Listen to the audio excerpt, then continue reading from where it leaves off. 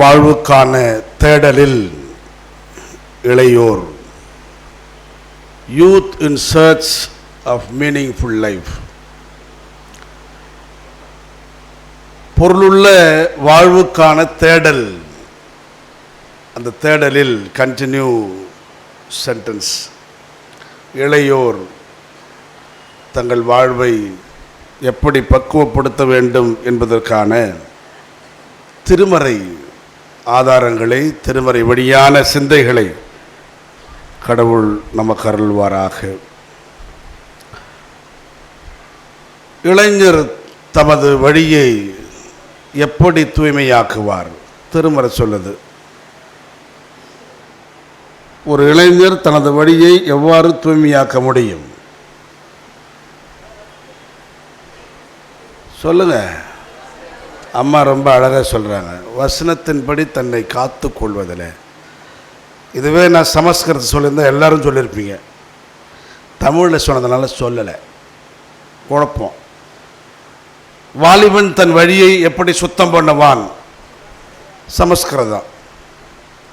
இளைஞர் தன் வழியை எவ்வாறு தூய்மையாக்குவார்? தமிழ். வேறு ஒன்றும் கிடையாது. கடவுளின் வாக்குகளின்படி தன்னை காத்து கொள்வதால் மட்டுமே ஒரு இளைஞன் தன் வழியை தூய்மையாக்க முடியும். இங்கே ஒரு இளைஞன் பாடுகிறான். திருப்பாடல் 17ஆம் பிரிவில் 3ஆம் வாக்கியம் எவ்வாறு பாடுகிறான் என்றால், என் உள்ளத்தை ஆய்ந்தறியும். கடவுளை நோக்கி சொல்றான், ஆண்டவரே என் உள்ளத்தை ஆய்ந்தறியும். ஆழமாய் சென்று என் உள்ளத்தை ஆய்ந்தறியும். இரவு நேரத்தில் என்னை சோதித்தறியும். அல்லேலூயா சொல்லவா? இரவு நேரம்தான் இளைஞர்களின் மறைவான பாவங்கள் அரங்கேற்றம் செய்யும் நேரம். இந்த இளைஞன், தாவீது என்கிற இளைஞன், தொடக்க காலத்தில் அரசை கைப்பற்றும் முன்னதாக அவருக்கு சவுல் வழியாக ஏற்பட்ட பல்வேறு துன்பங்களால், நெருடல்களால், நெருக்கடிகளால் அவதி உண்ட பொழுது பயத்தின் உச்சத்திலேயும் கடவுளின் அரவணைப்பை தேட வேண்டும் என்கிற தேடலிலேயும், மிக குறிப்பாக மாசற்ற உள்ளம் கொண்ட ஒருவன் மன்றாட்டாக இந்த மன்றாட்டை அவர் செய்கிறார். திருவள்ளுவத்தில் பார்த்தீங்கன்னா அந்த மன்றாட்டுக்கு பேர் மாசற்றவரின் மன்றாட்டு அப்படின்னு இருக்கும். பழைய மொழிபெயர்ப்பில் அந்த விளக்கத்தில் நம்ம பார்க்க முடியாது. மாசற்ற உள்ளம் நிறைந்த இந்த இளைஞன் சொல்லுகிறான், ஆண்டவரை என் உள்ளத்தை ஆய்ந்தறியும், இரவு நேரத்தில் என்னை சந்தித்திடும், என்னை புடமிட்டு பார்த்திடும். சும்மா விளையாட்டா கிடையாது, மேலோட்ட அப்படி மேப்போங்க பார்க்க வந்ததில்ல, புடமிடும். புடமிடுதல் என்பது நமக்கு தெரியும். தங்கம் வைரம் செய்கிறவங்களாம் போய் பாருங்க, அவங்ககிட்ட கேளுங்க, புடமிடுதல்னா என்ன. அதை உருக்கி அதில் இருக்கிற டஸ்டெல்லாம் நீக்கி அதை முழுமையான தூய்மையான தங்கமாக்கி, அதுதான் செய்கூலி சேதாரணமா. அல்ல சொல்லாம நம்மளெல்லாம் செய்கூலி சேதாரமான என்ன ஆகும் பாருங்க. மொத்தம் சேதாரம் தான், மொத்தம் செய்கூலி தான், ஒன்று கூட மிஞ்சாது. சேம் அப்படி தானே? நம்மளை ஒருவேளை புடமிட்டால், என்னை புடமிட்டால், ஆண்டவரே எனக்குள் தூய்மை மிஞ்சுமா? கேள்வி. ஆண்டவரே நான் உனக்குரியவன் என்கிற தூய சிந்தைகள் மிஞ்சுமா? நான் வெறும் செய்கூலி சேதாரமாய் கழிந்து போவேனா? என்னை புடமிடும். தீமை எதையும் என்னிடம் காண மாட்டீர். எவ்வளவு துணிச்சல் பாருங்க. இப்படி ஒரு பிரேயர் பண்ண முடியுமா? ஆண்டவரே என்னை புடமிடும், தீமை ஒன்றை கூட என்னிடம் நீர் காண மாட்டீர். சேலஞ்ச். சாமிக்கே காண மாட்டீர். என் வாய் பிழை செய்யக்கூடாதென உறுதி கொண்டேன். நான் யாரையும் சபிக்கவோ, நான் யாரையும் திட்டவோ, நான் யாரையும் கடிந்துரைக்கவோ கூடாது என்று நான் உறுதியாக இருக்கிறேன். எனவே அடுத்தடுத்து பார்த்தீங்கன்னா வரிகள்லாம் பார்த்தா தெரியும், என்னை நெருக்க நினைக்கிற என் எதிரிகளோடு நீர் பேசும், என்னை விடுவியும். ஒரு மாசற்ற இளைஞன் தன்னை எவ்வாறெல்லாம் புடமிடச் சொல்லுகிறார் என்றால், எங்கெல்லாம் இளைஞன் தவறு இழைக்க நேரிடுமோ, எங்கெல்லாம் இளைஞன் மறைவான பாவங்களுக்கு உட்பட முடியுமோ அங்கெல்லாம் கடவுளை அழைத்து சோதிக்க சொல்லுகிறார் இந்த இளைஞர். அப்படி நம்முடைய இளைஞர்கள் துணிவோடு இந்த இறைவேண்டலை செய்ய முடியுமா என்று கேள்வி எழுப்பினால் நமக்கு அச்சம்தான் மிஞ்சுகிறது. அப்படி செய்தால் வெறும் செய்கூலி சேதாரமாக நாம் சிந்தப்படுவோம். அப்படி அழைக்கிற துணிச்சல் இன்றைக்கு ஒரு இளைஞருக்கு இருக்குமானால் அவரே பொருளுள்ள வாழ்வை தேடி கண்டறிந்தவர் என்பது பொருள். பொருளுள்ள வாழ்வை தேடலில் அப்படியே போயினுகிறது ஒரு பக்கம், ஒரு ப்ராசஸ். தேடி கண்டறிந்த ஒருவரால் மட்டுமே துணிந்து இப்படிப்பட்ட மன்றாட்டை எடுக்க முடியும். என்னை புடவிடும் ஆண்டவரே, இரவு நேரத்தில் என்னை வந்து சந்தியும், என்னிடத்தில் ஒரு குறை கூட உன்னால் காண முடியாது என்று சொல்லக்கூடிய துணிவு இன்று இளைஞருக்கு தேவை என்பதை திருமறை நமக்கு எடுத்து சொல்லுகிறது. அன்பானவர்களே, இந்த சிந்தை அடிப்படையில் நாம் இன்றைக்குரிய திருமறை பகுதிகளை ஒவ்வொன்றாக சிந்திக்க அழைக்கப்படுகிறோம். முதல் பகுதிக்கு நான் இவ்வாறு தலைப்பிட்டிருக்கிறேன்: சமூக அறவியல் விடுமியங்களில் முன்மாதிரியாய் யோசேப்பு. Joseph has been the role model of moral and social values. அந்த மாரல்ல எத்திக்கல் எல்லாமே வரலாம். அதான் அறவியல், அறம் சார்ந்த வாழ்வு. சமூகத்திலும் தனிப்பட்ட வாழ்விலும் அறம் சார்ந்த வாழ்வில் முன்மாதிரியாய் விளங்கிய யோசேப்பு. யோசேப்பின் பின்னணியை நாம் அனைவரும் அறிந்திருக்கிறோம். பாவம் தன் உடன்பிறப்புகளாலேயே துரத்தி அடிக்கப்பட்டவர், தன் உடன்பிறப்புகளாலேயே விற்கப்பட்டவர், தொலைக்கப்பட்டவர், ஒரு கட்டத்தில் கொலை செய்ய வேண்டும் என்ற அளவுக்கு கூட அவர் மீது கோபம் எழுந்த நிலை. யாரிடத்தில் இவர் விற்கப்படுகிறார் என்றால் இஸ்மவேலரிடத்தில் விற்கப்படுகிறார். அவர்கள் போய் யாரிடத்தில் இவரை விற்றார்கள் என்றால் இங்கே போர்த்திபாரிடத்தில் விற்கிறார்கள். அவர் ஒரு படைத்தலைவர், பார்வோனுக்கு மிக நெருங்கிய தலைவர். அவர்களுக்கு இவரை விற்கிறார்கள். வரலாற்றை நாம் திரும்பி பார்க்க வேண்டும். ஏன் இஸ்மவேலரிடத்தில் இந்த யோசேப்பு விற்கப்பட்டார்? அப்படி திரும்பி பார்த்து 2 தலைமுறை தான். திரும்பி பார்த்தால் ஆபிரகாம், கடவுள் அருமையாய் அவருக்கு கொடுத்த அன்பு துணைவி சாராள், பிள்ளை பேறு இல்லை, காலம் கடந்தது, காத்திருந்து வேதனையானது. ஒரு முடிவுக்கு வருகிறார்கள். சாராளே சொல்லுகிறார், இனி எனக்கு பிள்ளை பெறுவதற்கான வாய்ப்பு இல்லை. ஏனென்றால் பிள்ளை பெறுவதற்கான அடித்தளமாகிய சினை முட்டைகளை வெளியேற்றுகின்ற அந்த வழிபாடு நின்றுவிட்டது. சொல்லாம இனிமேல் நான் பிள்ளை பெற வாய்ப்பில்லை. பெண்களுக்கு தாய்மையின் அடித்தளமாய் விளங்குகின்ற கடவுள் இயற்கையாய் வழங்கிய அந்த புனிதமான செயல் நின்றுவிட்டது. அது தீட்டுன்னு சில பிசாசு சொல்லுவாங்க. அது அப்புறம் பின்னால் எப்பாவது ஒரு சப்ஜெக்ட் வரும்போது பேசுவோம், அது எப்படி புனிதன்றது. எனவே எனக்கு பணியாளராய் எகிப்திலிருந்து கொண்டு வரப்பட்ட இந்த பெண்ணோடு நீ திருமணம் செய்து கொள். விளையாட்ட சொல்ல, அதாவது சும்மா ஜஸ்ட் படுத்து பிள்ளை பெற்று கொடுன்னு சொல்லலை. மேரேஜ்,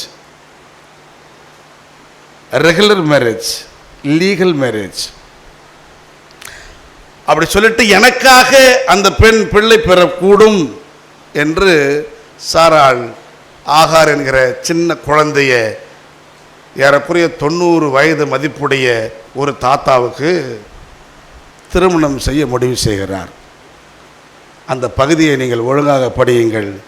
இவர்கள் முடிவு செய்துவிட்ட பிறகு 10 ஆண்டுகள் திருமணம் நடக்கவில்லை.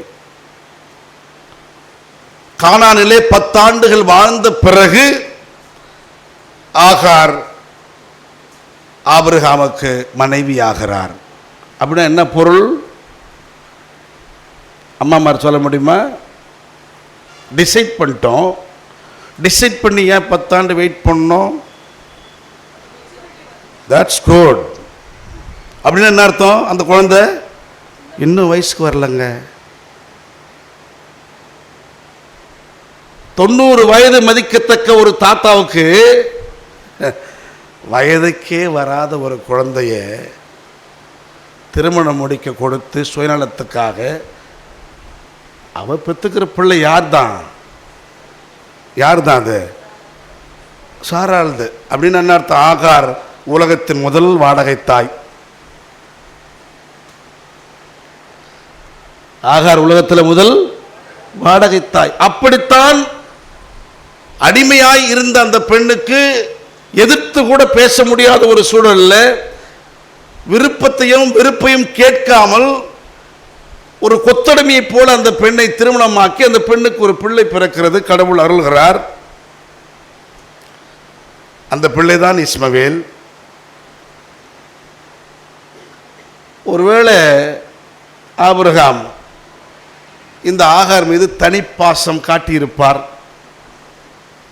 ஊரான் பிள்ளையை ஊட்டி வளர்த்தால் தன் பிள்ளை தானா வளரும். ஏன் தனிப்பாசம் அப்படின்னா குழந்தை வளருது வயிற்றுல. திருமணமாகி வீட்டுக்கு வருகிற மருமகளோ திருமணமாகி வீட்டுக்கு வருகிற மனைவியோ ஊரான் பிள்ளை. பேறு காலத்தில் அந்த ஊரான் பிள்ளையை ஊட்டி ஊட்டி வளர்த்தால் அது அந்த பிள்ளைக்கு ஊட்டுறதில்ல, வயிற்றில் இருக்கிற நம்ம பிள்ளைக்கு ஊட்டுறது. அம்மா எதை உண்கிறாரோ, அம்மா எதை உணர்கிறாரோ அதையே பிள்ளையும் உணரும், பிள்ளையும் உண்ணும். ஆகவே ஒருவேளை கூடுதலாக இந்த ஆபிரகாம் ஆகார் மீது பாசம் காட்டியிருக்கலாம்.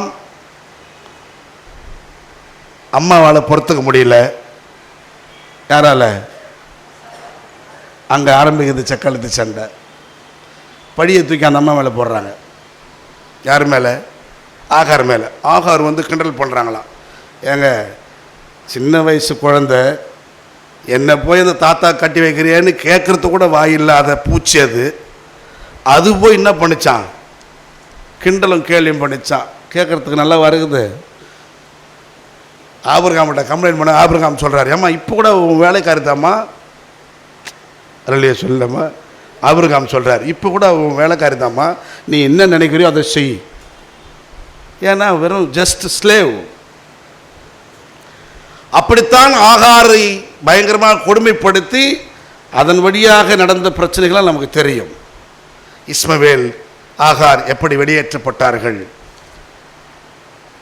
எண்ண முடியாத அளவுக்கு சொத்து பெருகி போனது. உண்மையிலே குடும்பம் பிரிதுன்னா எப்படி பிரிச்சிருக்கணும்? பாதி பாதியாக பிரிச்சிருக்கணும். தம்மத்தை அப்பமும் கொஞ்சம் துருத்தியில் தண்ணியும் கொடுத்து போன்றாம்மா. பாதி வழியிலே காலி ஆயிடுச்சு. இந்த பிள்ளைய வனாந்திரத்தில் போட்டு அந்த பிள்ளை சாகிறத என்னால் பார்க்க முடியாது அப்படின்னு அழுது ஓன்னு கத்துது இந்த அம்மா. குழந்தை இதுவே 12 வயசு குழந்தை, 13 வயசு குழந்தை, அதுக்கு ஒரு குழந்தை. சாமி வருகிறார். அல்லே சொல்லாமா. அதுதான் நீர் என்னை காண்கிற கடவுள். நீர் என்னை காண்கிற ஆகார் தான் பேர் வைக்கிறாங்க. நீர் என்னை காண்கிற கடவுள். ஆகாரின் சிறுமையை கடவுள் கண்டார். நீரூற்றுகளை உருவாக்க செய்தார். அந்த குழந்தை எகிப்து கூட்டு போக சொன்னார். அந்த குழந்தை அங்கே வளர்ந்து பெருகியது. அந்த குழந்தையின் வாரிசிடத்தில் இந்த குழந்தையின் வாரிசு அடிமையாய் விற்கப்படுகிறது. விளையாட்டு கிடையாதுங்க. Be careful. இருக்குதுன்னு ஓவர ஆட்டிங்கன்னா அடுத்த தலைமுறை அவுட்டு. ஆபிரகாம் இருந்த பெருமையும் பேராற்றலும் ஈசாக்கை தாண்டி நிற்கவில்லை. யாக்கோபுக்கு என்ன கதியாச்சுன்னு தெரியும். அடுத்து யோசேப்புக்கு என்ன கதின்னு தெரியும். அடுத்து அந்த யாக்கோபின் குடும்பமே மொத்தமாக சேர்ந்து எகிப்தில் வந்து பஞ்சம் முழிச்சாங்க. அதுவும் தெரியும். எகிப்தில் வாழ்கிறவர்கள் பெரும்பான்மையான மக்கள் யார் தான்? இஸ்மவேலர். நம்மளால் அதை ஏற்றுக்க முடியாது. கடவுளுடைய விளையாட்டெல்லாம் நம்ம ஏற்றுக்க முடியாது. நமக்கு எப்பவுமே நம்ம பக்கம் தான் சாமி இருக்கணும், அடுத்த பக்கம் போகவே கூடாது. நம்ம என்ன அநியாயம் பண்ணாலும், என்ன கேட்பார்த்தனம் உள்ள மாதிரித்தனம் பண்ணாலும் என் பக்கம் தான் சாமி இருக்கணும். அடுத்தவன் பக்கம் இருந்து என்ன கண்டிப்பாருன்றது ஏற்றுக்கவே முடியாது.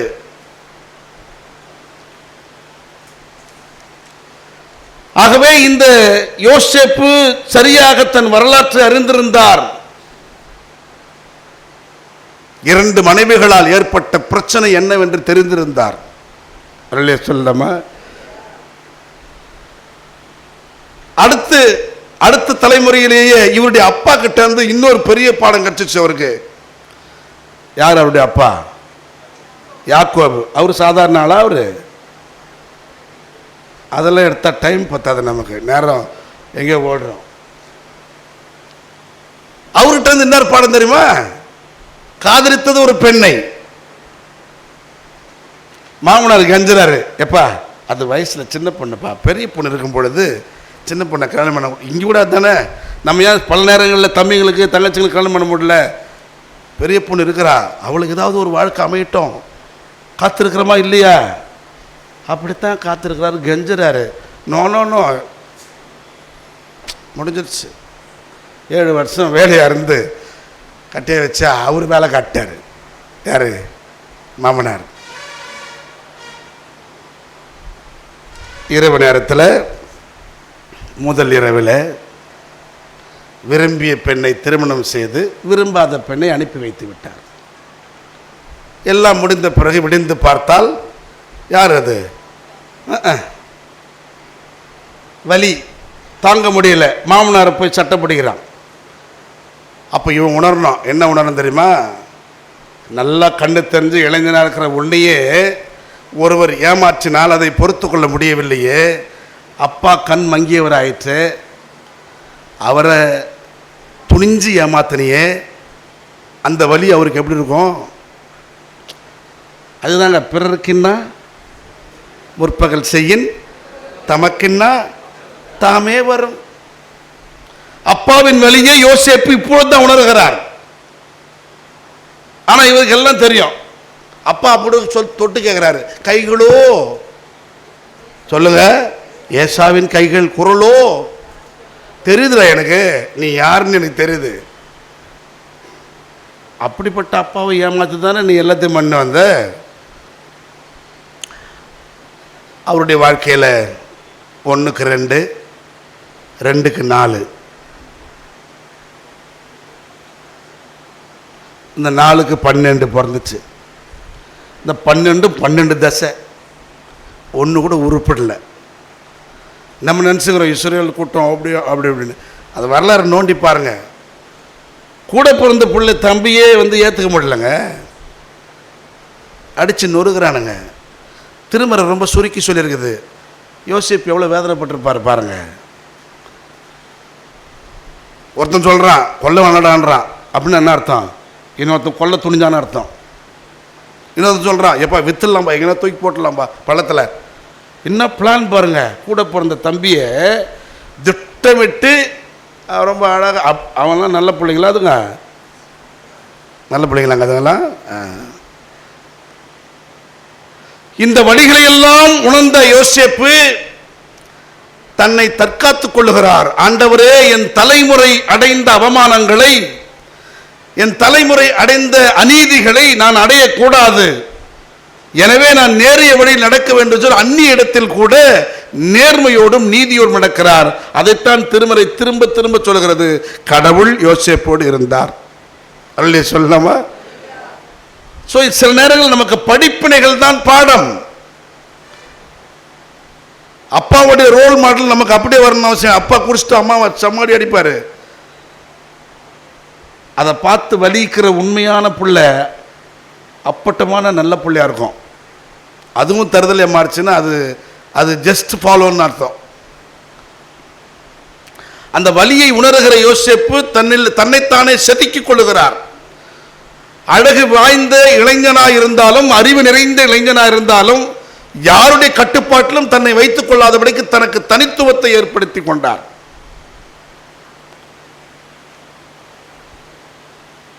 நம்ம பிள்ளைங்க ஆளுக்கு ஏற்ற மாதிரி நாடகம் போடும். உள்ளூரில் ஒரு நாடகம், வெளியூரில் ஒரு நாடகம் போடும். உள்ளூரில் ரொம்ப டிசிப்ளின், அதுவும் உள்ளே வந்துட்டால் எது உள்ள அது ரொம்ப டிசிப்ளின். காபிரியல் தூதரே அவங்க தான், அப்படி ஒரு ஹோலினஸ். வெளியே போனால் சொல்லவே தேவையில்லை. இங்கேயே வெளியே போனால் சொல்ல தேவையில்லைன்னா, பெங்களூர் போயிட்டான்னா, டெல்லி போயிட்டான்னா, இங்கேயாவது அப்படி ஆளை பார்த்தான்னா அப்படி மறைச்சிடுவான். அப்பாவையோ அம்மாவையோ ஐயரையோ அல்லது அம்மா தாத்தாவையோ பாட்டியோ அல்லது அங்கிளையோ ஆண்டியை பார்த்தான்னா தோத்துற அங்கிள் அப்படின்னுவான் மறைச்சிட்டு. தெரியாத இடம்னு வச்சுக்க அப்படின்ட்டு போயினே இருப்பான். பெங்களூர்லாம் அவனை கேட்குற ஆளாகுது, அவனை யார் பார்க்க போகிறான்? அத்தை பார்க்க போகிறாங்களா, மாமா பார்க்க போகிறாங்களா? அப்படியானால் ஆளுக்கேற்ற வேஷம், இடத்துக்கேற்ற வேஷம், இதுவல்ல இளைஞரின் தூய்மை. எங்கே இருந்தாலும் உன்னை நீ தற்காத்து கொள்ள வேண்டும். யோசேப்பை பொறுத்தவரை அவருக்கு அங்கே யாரும் கிடையாது, அந்நிய நாடு, உறவுக்காரர்கள் அங்கே யாரும் இல்லை.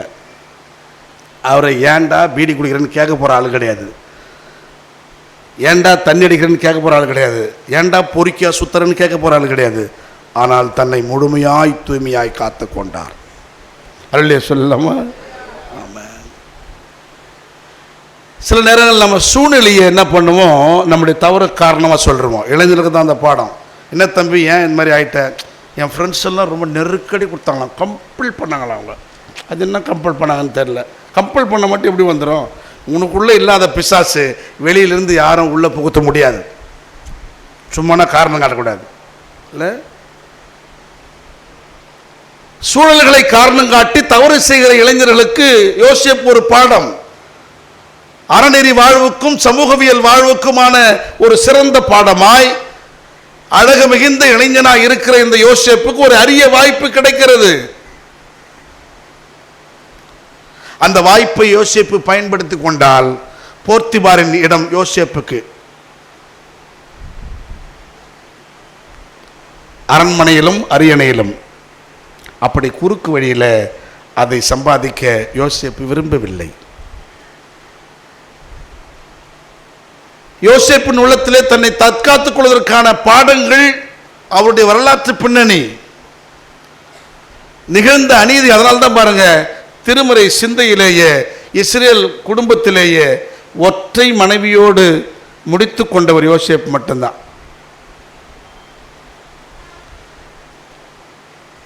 பாலஸ்தீனாவிலே அரேபியன் கண்ட்ரிஸில் இன்றைக்கும் கூட இஸ்லாமியர்களுக்கும் யூதர்களுக்கும், அல்லது இன்றைக்கு சொல்ல முடியாது, 11ஆம் நூற்றாண்டு வரைக்கும் மிடில் ஏஜ்னு சொல்லுவாங்க, அந்த மிடில் ஏஜ் வரைக்கும் சட்டமாகவே இருந்துச்சு பாலிகாமி,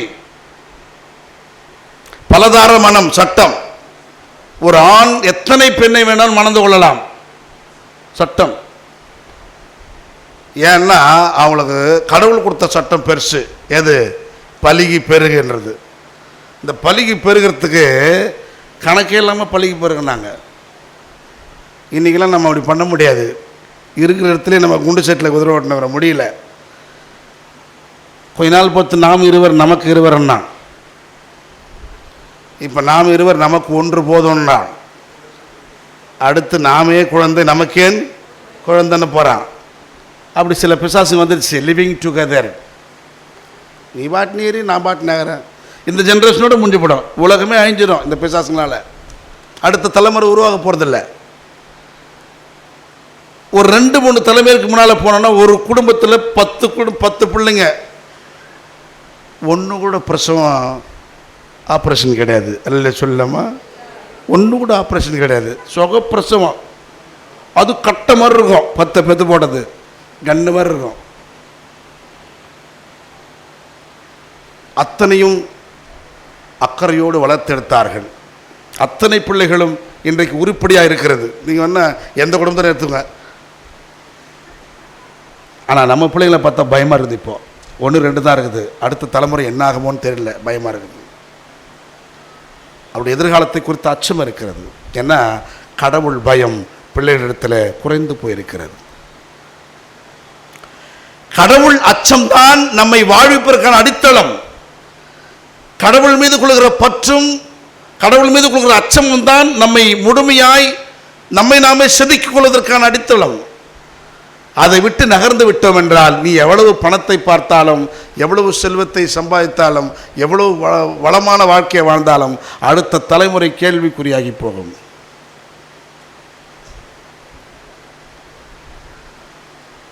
சொத்தை பிரிச்சுக்கிற அளவுக்கு ஆபிரகாமும் லோத்தும் வாழ்ந்தாங்க. ஏன்னா பிரச்சனை வருது, நம்ம வேலைக்காரங்க அவங்க வேலைக்காரங்களும் அவ்வளோ பெரிய சொத்தாயிடுச்சு, நம்ம பிரிச்சுக்கலாம். அடுத்த தலைமுறை சோத்துக்கு இல்லாத போச்சு. இல்லையா சொல்லாம எகிப்துக்கு போய் தஞ்சம் முழகிறான். ஐயா எதனா கிடைக்குமான்னு தண்டை ஆந்துறான். ஆகவே அன்புக்குரியவர்களே, நாம் இருக்கும் பொழுதும் இல்லாத பொழுதும் எதுவாக இருந்தாலும் எந்த சூழலையும் கடவுளை பற்றி கொள்ள நாம் கற்றுக்கொள்ள வேண்டும். கடவுள் மீது கொள்ளுகிற அச்சம்தான் நம்மை தூய்மையாக்கும், நம்மை நெறிப்படுத்தும். ஆகவே இங்கே யோசேப்பு மிக மிக சிறப்பாக தன்னுடைய வாழ்க்கையில் தான் கற்றுக்கொண்ட பாடத்தின் அடிப்படையில் தன்னை தூய்மையாக வைத்து கொண்டார். ஞானத்தோடு தன்னை தற்காத்து கொண்டார். அதில் இன்னொரு சிறப்பும் இருக்கிறது. இன்றைய இளைஞர்களுக்கு தேவையான சிறப்பு. இவன் பெண் தேடுவான். யாரு? இளைஞன். லவ் மேரேஜாக இருந்தால் பிரச்சனை இல்லை, அது விரும்பிச்சு அது போகுது. இந்த அரேஞ்ச் மேரேஜில் வர பிரச்சனை இருக்குது பற்றியா? இவன் போய் தேடுவான், பொண்ணை ஓரளவுக்கு இவனுக்கு பிடிச்சிடும். ஏதோ ஒரு பிசாசு ஒரு செய்தியை கொண்டு வந்து இவனுக்கு சேர்க்கும். அந்த பொண்ணு அங்கே இவங்க விசாரிப்பாங்க. அது எங்கேயாவது யார்ட்டாவது ஃப்ரெண்ட்ஸுக்கிட்ட பேசினதுன்னா உடனே எனக்கு அந்த பொண்ணு வேணான்றான். ஏன்னா இவனுக்கு வரப்போகிற பொண்ணு எப்படி வரணுமா? சொக்க தங்கமாக வரணும். ஆனால் இந்த தருதலை வாழ்க்கை கொஞ்சம் யோசித்து பாருங்க. திரும்பி இது பயங்கர அட்டு பீஸாக இருக்கும். உனக்கு வருகிறவர் சொக்கத்தங்கமாய் வர வேண்டும் என்று நீ விரும்பினால் நீ சொத்தக்கதமாக இரு. யோசிப்பு அப்படித்தான். தனக்கு வரப்போகிற மனைவி தூய்மையானவளாக இருக்க வேண்டும் என்றால் நான் என்னை தூய்மையாக தற்காத்துக் கொள்ள வேண்டும். எத்தனை இளைஞர்கள் இந்த சவாலை ஏற்றுக்க முடியும்? இது ஆணுக்கும் பெண்ணுக்கும் கூட பொறுத்திக்கலாம். இப்போ இந்த காலத்தில் பெண்ணுக்கும் கூட பொறுத்தலாம். அப்படி ஆயிடுச்சு இந்த காலம். அது ஒரு காலம் பெண்ணு, இப்போலாம் அப்படி கிடையாது. இந்த ஈக்குவாலிட்டின்னு பேசி பேசி பேசி வேறு லெவலுக்கு போயிட்டாங்க. எங்கெங்கே ஈக்குவாலிட்டின்னு புரியாமல் போச்சு. பீடி பிடிக்கிறதுல ஈக்குவாலிட்டின்னு எப்படி, தண்ணி அடிக்கிறதுல ஈக்குவாலிட்டின்னு எப்படி? எது கேடோ அதில் ஈக்குவாலிட்டி பார்க்கக்கூடாது, எது நீதியோ அதில் ஈக்குவாலிட்டி பார்க்கணும். எது கேடானதோ அதில் போய் ஈக்குவாலிட்டி பார்க்கறது. நான் ஆணுக்கு சமம் அப்படி சமமாய் பார்க்கிற இன்றைய பெண்களுக்கும் இது பொருந்தும். உங்களுக்கு வரப்போகிற கணவன் மனைவி சொக்கத்தங்கமாய் இருக்க வேண்டும் என்றால் நீங்கள் உங்கள் இளமையில் சொக்கத்தங்கமாய் இருக்க கற்றுக்கொள்ளுங்கள். யோசிப்பதற்கு ஒரு பாடம். கிடைக்கிற வாய்ப்பை உதறி தள்ளிவிட்டு அதனால் சிறைக்கு செல்லுகிறார். சிறையிலும் கூட கடவுள் அவருடன் இருந்தால் சிறை காவலரும் நன்மதிப்பை பெறுகிறார். அதன் பிறகுதான் அரண்மனைக்கு போறார். ஸோ அன்புக்குரியவர்களே, இந்த தலைப்பில் ஒவ்வொரு தனி மனிதனும், ஒவ்வொரு இளைஞனும், ஒவ்வொரு இளைஞியும், அது ஆணாக இருந்தாலும் பெண்ணாக இருந்தாலும், சமூக வாழ்விலும் தனிப்பட்ட அறவியல் வாழ்விலும் தூய்மையாய் நம்மை காத்து கொள்ள வேண்டும். அதற்கு யோசேப்பு எனும் இளைஞன் ஒரு சிறந்த பாடம். சொல்லலாமா? சத்தமா சொல்லலாமா? இளைஞர்கள் அல்ல சொல்லுங்க. வரலையே சவுண்டு? ரைட். அடுத்ததாக உலகின் பொதுவான மனநிலையை மாற்றி அமைக்கும் இளைஞன். அடுத்த தலைப்பு உலகத்தின் பொதுவான மனநிலை, உலகத்தின் புத்தி, பொது புத்தின்னு சொல்லுவாங்கல்ல, பொது புத்தி. அந்த பொது புத்தியை மாற்றி அமைக்கின்ற ஒரு இளைஞன் இருக்காரு. அவர் தான் நம்ம ஆண்டவர் இயேசு கிறிஸ்து. சொல்லலாமா? பொது புத்தி என்ன? பொது புத்தி அவளா இவாளை இப்படி தான் இருப்பா, அதெல்லாம் அப்படி தான் இருக்கும். என்ன வகுத்துட்டான். தமஸ் குணம் அப்படின்னா தருதல குணம்னு அர்த்தம். கெட்ட வார்த்தை பேசும், திட்டம் பேசும், அசிங்கமாக இருக்கும், கெட்ட அழுக்காக இருக்கும், அது உருப்படாது பார்க்குறதுக்கு. அப்படி ஒரு வகுத்துட்டான். அதை தனிப்பட்ட மனிதனுக்கு சொன்னால் பரவாயில்ல, ஒரு ஏரியாவுக்கே சொல்லுவான். வடச்சென்னையா?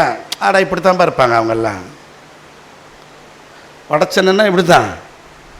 சில சில குறிப்பிட்ட காலம் வரைக்கும் வடச்சென்னையை சினிமா துறை கூட எப்படி வர்ணிச்சதுன்னா, ரவுடிங்க, பிட்பாக்கெட்டுங்க, அட்டுப்பீஸுங்க,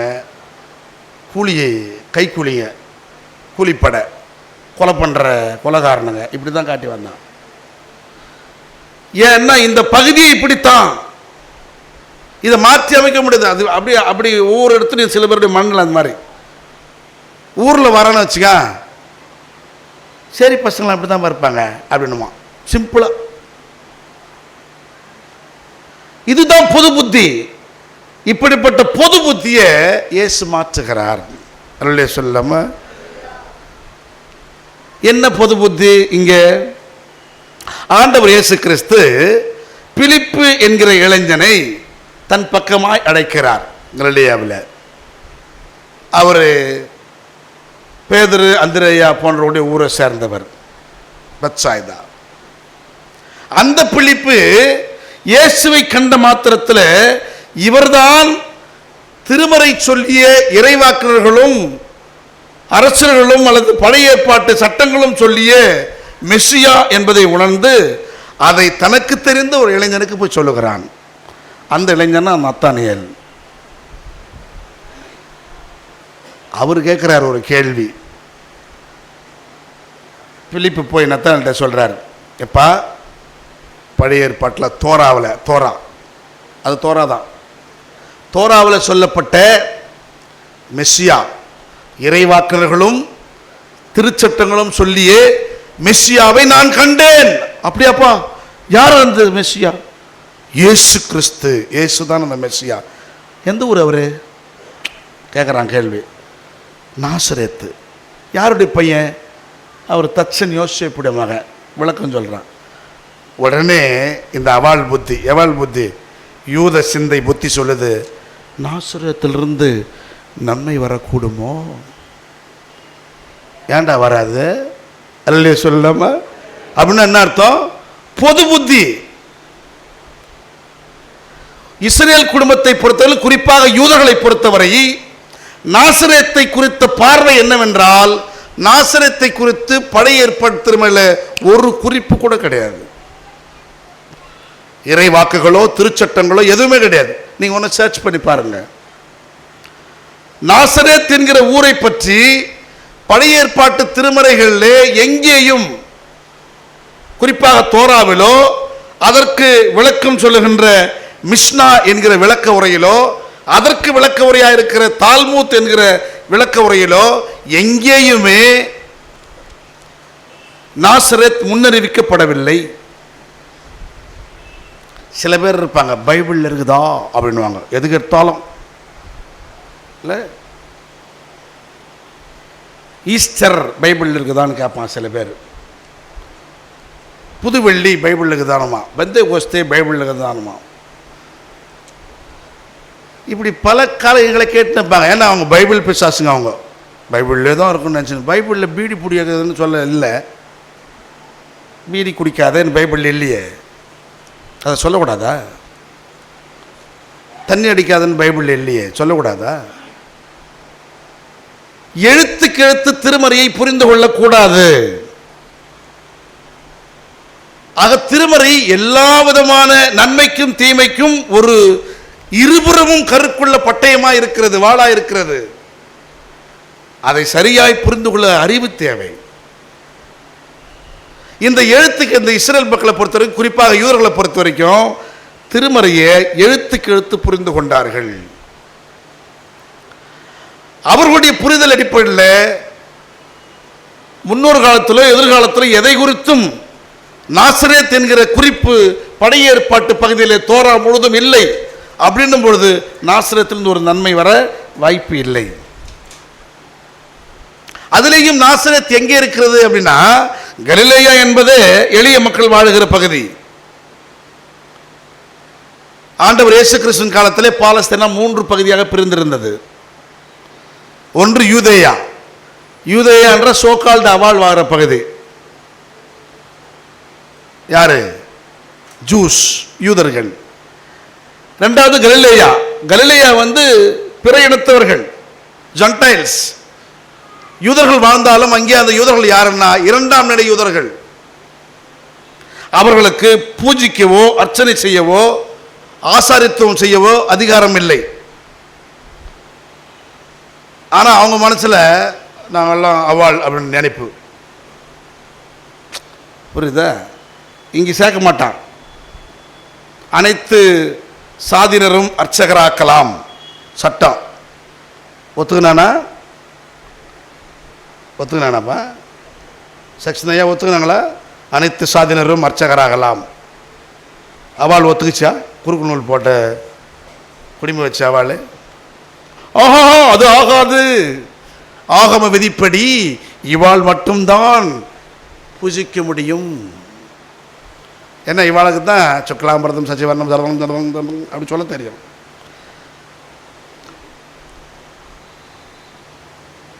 ஓம் கன்னிசூத்ராய நமக, ஓம் பிரம்மபுத்திராய நமக யார் சொல்ல தெரியும்? நாங்கள் தமிழில் படித்து சொல்லுவோம். கன்னியின் வயிற்றில் பிறந்தவனே போற்று. யார சொல்லுது? சொல்லிடக்கூடாதுல்ல வெளியே. ஓம் பிரம்மபுத்திராய நமக, கடவுளின் மகனே போற்று. சொல்றதெல்லாம் யார்? அதுதான். அதை தமிழில் சொல்லிட்டா மாட்டிக்குவான். அதனால சொல்லக்கூடாது. தமிழில் மந்திரம் வதனம் அபச்சாரம், அபச்சாரம். அனைத்து சாதியினரும் அர்ச்சகராக கூடாது. ஆனால் அனைத்து சாதியும் ஒருங்கிணைத்து நாங்கள்லாம் இந்துன்னு போராடுவோம். நாமெல்லாம் கிறிஸ்டியன்ஸ். அப்படித்தானே? அப்படித்தானே? இன்னைக்கு நான் இங்கே 1000 பூஜிக்கிறேன். நீங்கள் அர்ப்பணித்தால் உங்கள் பிள்ளை கூட இங்கே வர முடியும். முடியுமா? முடியாதா? இது நான் இந்த கூட்டம் என்ன லேவியர் கூட்டமா? இது லேவியர் வழி வந்த குருவாக இயேசு இல்லை. இயேசுவை பற்றி என்ன சொல்கிறாங்க சொல்லுங்க பார்க்கலாம். இயேசுடைய குருத்துவத்தை பற்றி என்ன சொல்கிறாங்க? யார் வழியாக வந்தவர் அவர்? Very good. அந்த தம்பி கை தட்டுங்க, நல்ல கை தட்டுங்க, சத்தமாக கை தட்டுங்க.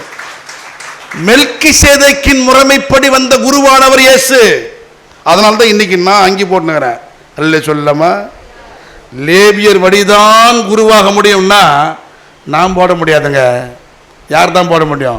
யூதர்கள் தான் போட முடியும். அல்ல சொல்லாமா, நிறைய விஷயம் இருக்குது, ஒளிஞ்சுனுக்குது எல்லாமே. அப்பப்போ போட்டு சொல்கிறேன்.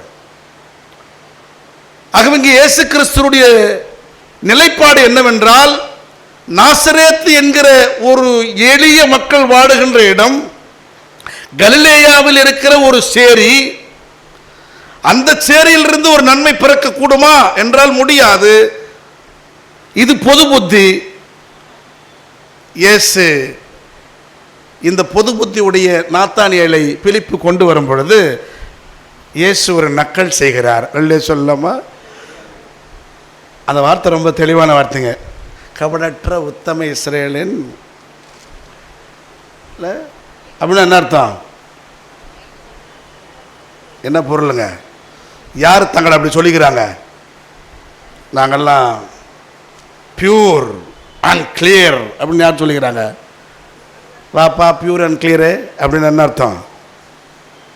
வானேனா நீ தான் உண்மையான அவாளா அப்படின்னு அர்த்தம்.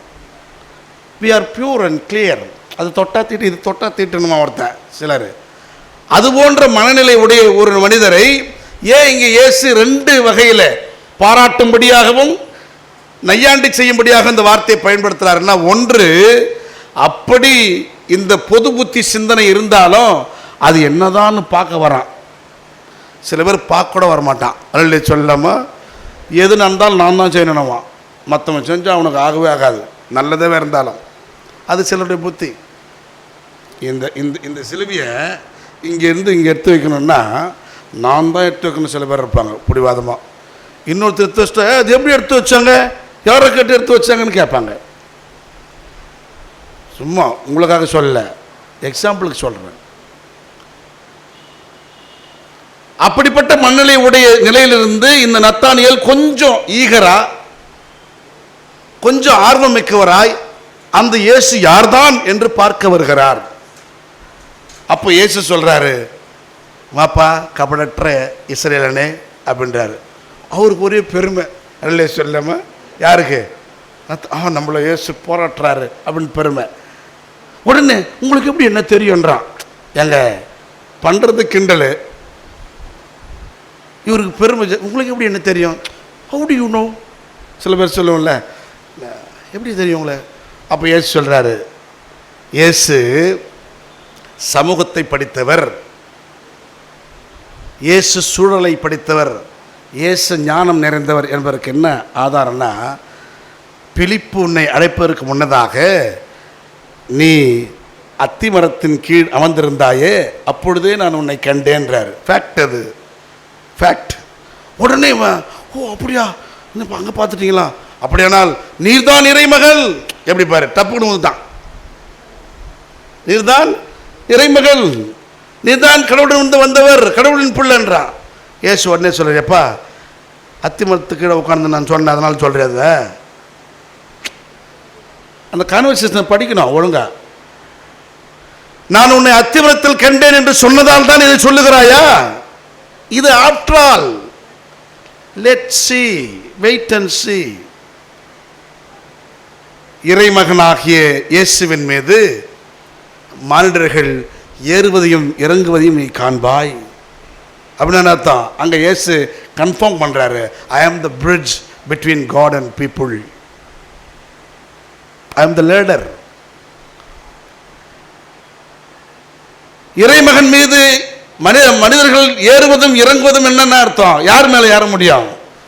ஏணி மேல் தான் ஏற முடியும். ஏன் ஏணி? அதுதான் இந்த நேரம் வரைக்கும் சோகால்டு அவார்டுன்னு சொல்லி தெரிய உங்களால் கூட கடவுளுக்கும் மனிதர்களுக்கும் இணைப்பை ஏற்படுத்த முடியவில்லை.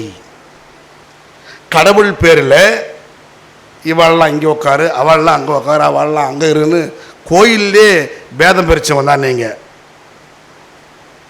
சமாரியனா, சமாரியர்களா, நீங்கள் எருசலேம் புனித பேராலயத்தில் வரக்கூடாது.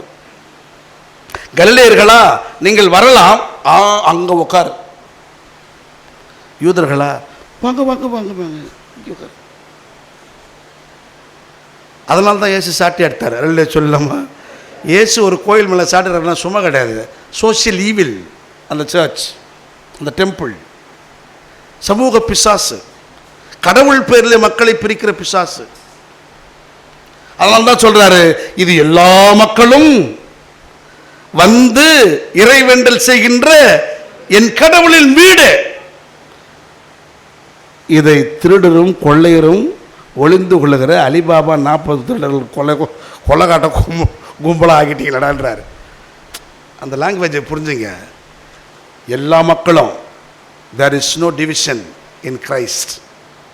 கிறிஸ்துவுக்குள்ள யூதன் என்றும் இல்லை, கிரேக்கன் என்றும் இல்லை.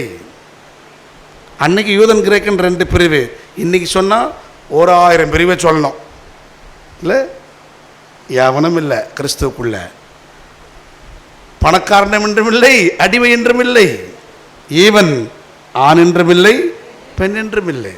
எல்லாம் கிறிஸ்துவின் ஒரு உடலின் அவயங்கள். இதை புரிந்து கொள்கிற தத்துவம் தான் கிறிஸ்து. அப்படிப்பட்ட கிறிஸ்துவை உணர்ந்தவர்கள் யாரோ அவர்கள் கிறிஸ்துவின் மீது என்ன பண்ணுவாங்க? ஏறுவும் இறங்கவும் செய்வார்கள். அதுதான் விண்ணகத்தின் காட்சி. அந்த காட்சி எதை சொல்கிறதுன்னு சொன்னால், கடவுளுக்கும் மனிதர்களுக்கும் இடையே இருந்த பிளவை உடைத்து அவர் ஒரு ஏணியாக செயல்பட போகிறார். கடவுளையும் மனிதர்களையும் இணைக்கிற இளைஞராக செயல்பட போகிறார். இப்பொழுது இந்த பொது புத்தியாக இருந்த நாசரத்திலிருந்து நன்மை வருமோ என்கிற சிந்தை உடைக்கப்படுகிறது. நாசரத்திலிருந்து ஒரு ஞானி பிறக்கிறார். கடவுள் யாரையும் எங்கேயும் தோன்றச் செய்வார். ஆகவே நம்முடைய இளைஞர்கள் ஒரு சவாலை எடுக்க வேண்டும். இங்கிருந்தெல்லாம் நம்ம அவ்வளோ தூரம் போக முடியுமா அப்படின்னு நினைக்கவே கூடாது. அது பொது புத்தி உனக்கு விதித்திருக்கிற அடிமைத்தனத்தின் அடையாளம். ஏன் உன்னால் ஐஏஎஸ் ஆக முடியாது, ஐபிஎஸ் ஆக முடியாது? ஏன் உன்னால் சுப்ரீம் கோர்ட் ஜட்ஜி ஆக முடியாது? ஏன் உன்னால் பெரிய பெரிய பொசிஷனுக்கு போக முடியாது? 2 தலைமுறை 3 தலைமுறை கல்வி வாய்ப்பு பெற்றுமே ஏன் நம்மளால் போக முடியல? இன்றைக்கு சுப்ரீம் கோர்ட் ஜட்ஜஸ் 500 பேர்னா அதில் 350 பேர் அவாலா மட்டுங்கிறானே. ஏன்? ஐஏஎஸ் ஐபிஎஸ்ல 75% குறுக்கு பூணூல் போட்ட மாதிரி தான் இருக்கானுங்க. SC ST MBC OBC BC அப்படின்னு யாரும் பெருசாக வரலையே. அது எட்டாக்கணியா?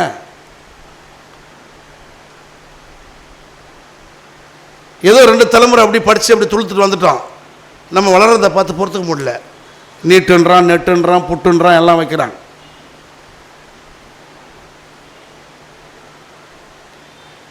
என்ன அவள் புத்தி அவ்வளோதான். நம்மெல்லாம் அங்கே தான் இருக்கணும்னு நினைப்பான். ஏசு அதை உடைக்கிறார். அல்லே சொல்லாம நாசரேத் அங்கே தான் இருக்கணும் அப்படின்னு நீ யாரா சொல்கிறதுக்கு? I am the bridge between God and people. Shut your mouth. யாரெல்லாம், எந்த இளைஞரெல்லாம் இப்படிப்பட்ட பொது புத்தியை உடைக்க முடியுமோ அவங்களாம் எதிர்காலத்தில் மிகப்பெரிய சக்தியாக, கடவுளின் கருவியாக பயன்பட முடியும். அல்லே சொல்லாம உடைக்க வேண்டும், சவால் எடுக்கணும். விளையாட்டு கிடையாது. ஆப்பர்ச்சுனிட்டிஸ் நமக்கு தேடி வராது, நாம தான் தேடி போகணும். ஒரு காலத்தில் நமக்கு இதெல்லாம் மறுக்கப்பட்டிருந்தது. கல்வி மறுக்கப்பட்டிருந்தது, வேலை வாய்ப்பு மறுக்கப்பட்டிருந்துச்சு. இன்னைக்கு ஓப்பன் காம்படிஷனா மோது. அவன் வேணும்னு தான் தடுப்பான், தடை போடுவான். ஸ்பீட் பிரேக் போடுறது தான் அவன் வேலையே. ஏன்னா அவனால் ஏற்றுக்க முடியல. அதை உடைக்கிறது தான் உன் வேலை. அந்த பொது புத்தி சிந்தையிலிருந்து மாற்றி அமையும். ஆண்டவர் இயேசு கிறிஸ்து அப்படி மாற்றி அமைக்கக்கூடிய வல்லவராக இருந்தார். ஆகவே கிறிஸ்துவுக்குள் அன்பான இளைஞர்களே, அருமையான உறவின் மக்களே, அறநெறி வாழ்வுக்கும் சமூகவியல் வாழ்வுக்கும் யோசேப்பு ஒரு முன்மாதிரி. இந்த உலகத்தின் பொதுவான சிந்தை ஒன்று இருக்கிறது, அழுக்கு படிந்த சிந்தை. இவங்கன்னா இப்படி தான் இருப்பாங்க, அவங்க ஒன்றும் ஓ அப்படின்வாங்க. அந்த புத்தியை உடைக்கிற இளைஞன் இயேசு கிறிஸ்து. நீங்களும் நானும் யோசேப்பாக, இயேசு எனும் இளைஞனாக உருமாற வேண்டும். Reflect Jesus, reflect even at least Joseph.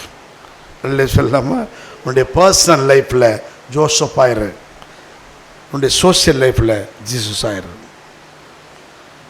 அப்பொழுது நீதான் இந்த உலகத்திற்கும் அந்த விண்ணுக்கும் உரிய பாலமாய் திகழ முடியும், திகழ்வாய். அப்படிப்பட்ட அரிய வாய்ப்பை நம் இளைஞர்கள் பெற்றுக்கொள்ள உளமாற வாழ்த்துகிறோம். திருமறையை ஆழமாய் படியுங்கள், அதன் பொருள் உணர்ந்து படியுங்கள். பொருளுள்ள வாழ்வை தேடி உங்களுக்கு உரிமையாக்கி கொள்ளுங்கள். கடவுள் உங்களை ஆற்றுப்படுத்துவாராக. ஆமேன்.